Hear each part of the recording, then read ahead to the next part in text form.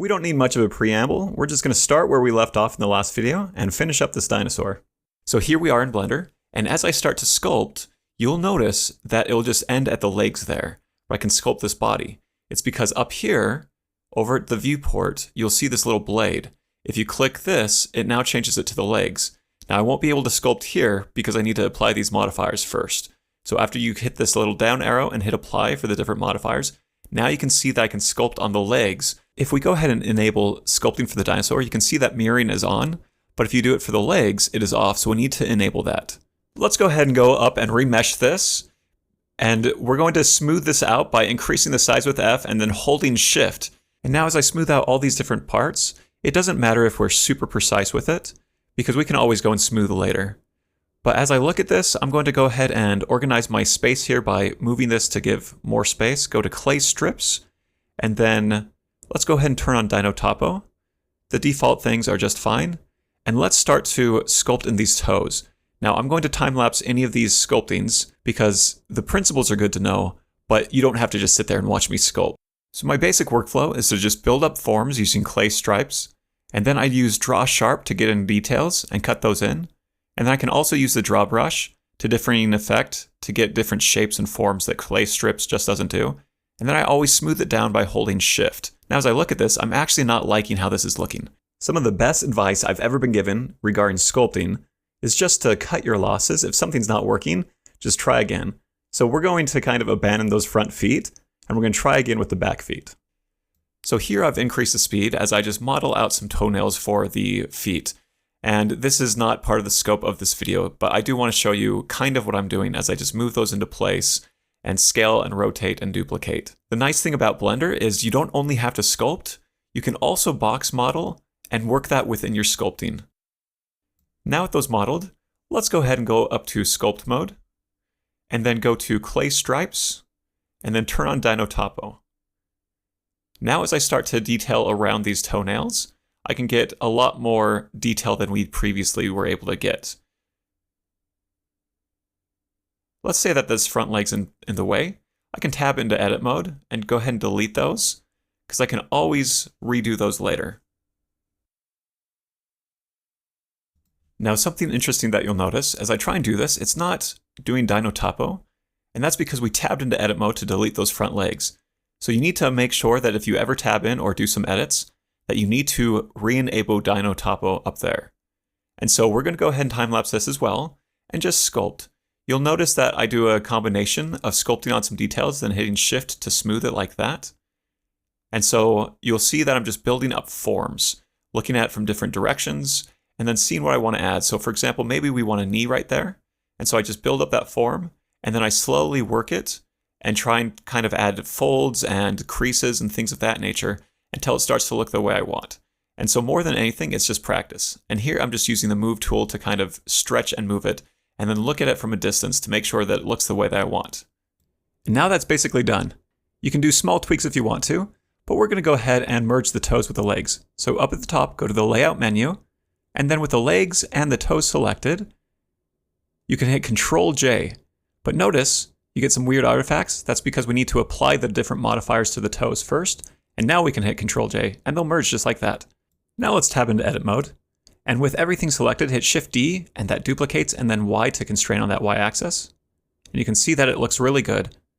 Now what I want to do is just merge everything, not just the dino and the legs, but we also want the eyes. So Shift-select everything, and then hit Ctrl-J. And now that it's merged together like that, we can go ahead and go back up to Sculpting, and then go to Remesh.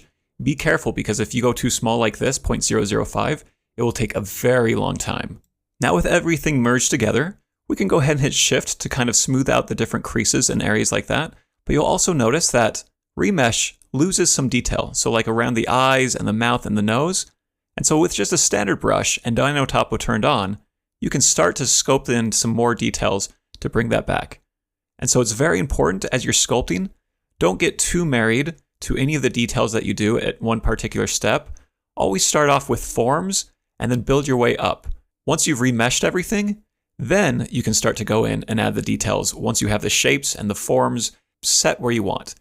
What you'll see me doing here, and this is all time-lapse so it's sped up, is basically just adding different details. Around the legs here, I'm cutting in with draw sharp and I'm pulling out with holding control. And then I just smooth that. So I'm getting some detail there.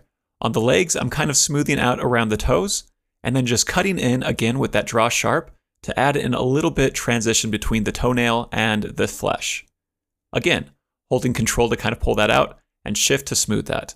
And now what I'm going to do is also do the same thing around the knees and maybe add some details on the neck there by just kind of cutting in and smoothing that out just a little bit to get some more details. And then using the move brush just to kind of get the forms that I want. You may have noticed in the last couple of videos that I'm moving the camera a lot, and let me explain what I'm doing. I'm looking for the form and the silhouette of this. Is it looking the way I want? I'm also looking for some small details to see if anything is missing. And so as you sculpt, it's probably good practice to kind of zoom out, change perspectives, just look at the shape of the thing that you're sculpting to see if it's kind of getting the volume that you want. So that's why I'm kind of always moving around. So as I look at this, I'll notice that the eye is actually missing there.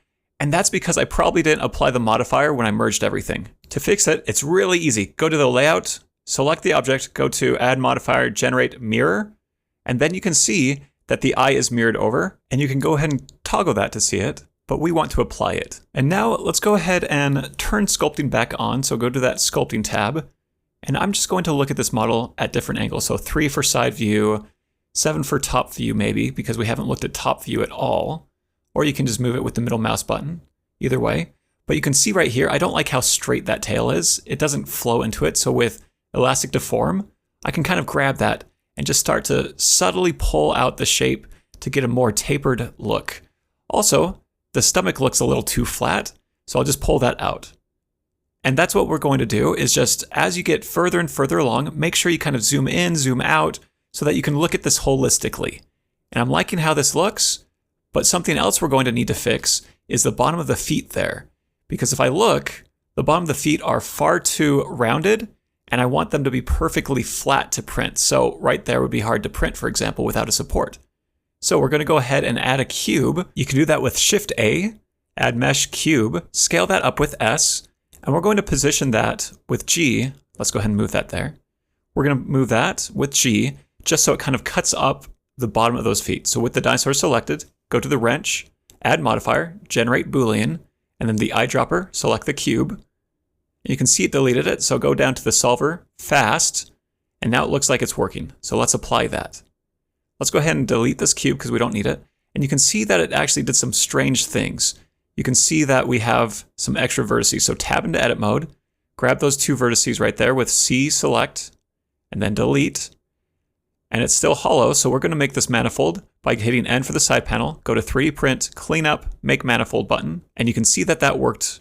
But it started to do some weird things to the eyes. It actually deleted one of those eyes for some reason, and so that's okay. We can go ahead and select this whole thing, add modifier, generate mirror, and then go ahead and apply that, and you'll see that it will actually work, and now it's totally clean and ready to print. Now with sculpting, you can always go further. You can always refine it. You can always add more detail. You can always change the form and the shape, but eventually you need to be done. And I think I got to a really good place with this, and we did it really quickly too. In the next video, we're going to be taking this dinosaur, and we're going to be adding just a little bit more to it, not through sculpting, but we're actually going to show how you can mix sculpting with box modeling. And so it's going to be really fun as we start to add some equipment on top of this dinosaur. I'll see you in that video.